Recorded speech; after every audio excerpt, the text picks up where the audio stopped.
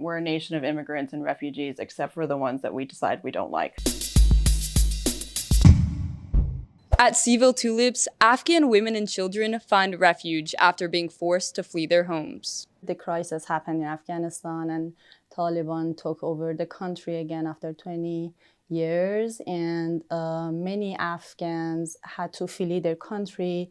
Some of them came to the US. There, the women attend English and health learning circles, while their kids play outside and make artwork. Our gathering, for some of the families, it's their only chance to get out of their houses, especially for the women, to have a space for themselves. So it really helped the community. Marjan, an Iranian immigrant, saw herself in these Afghan women.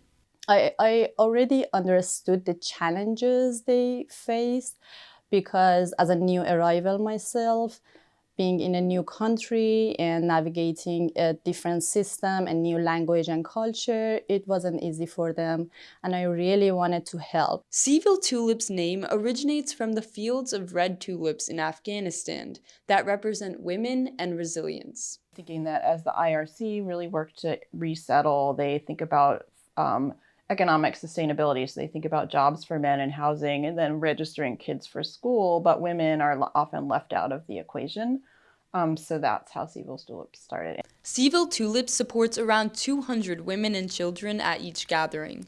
Here, volunteers are learning alongside them. Coming from a small town that I came from in Sandusky, Michigan, I didn't really see a huge need or a huge population that was like non-English speakers. And I didn't realize how much of a difference there is here in Charlottesville, especially kind of like a cultural divide of like we have English speakers and then we have non-English speakers and how isolating that can be for them as well. Cville Tulips helps women reclaim their voice.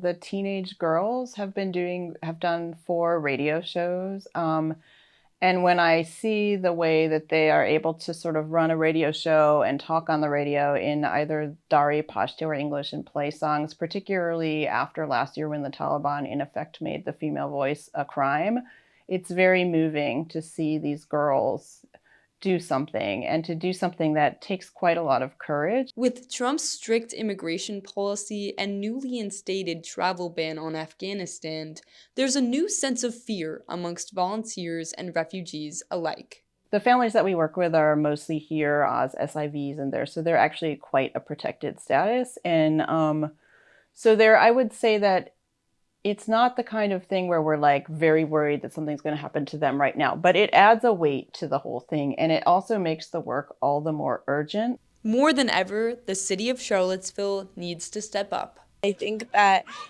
in times where a community is under attack, it's really important that the people, the native residents of the town, show that we want them, we love them, and we support them. One of our volunteers heard from a kid that she said, "It's my favorite day," being in Cville Tulips. So I hear it a lot from the families that they really love to be part of the community, and I'm very grateful for that.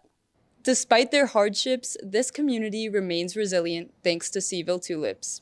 I'm Chloe Schueman, WUVA.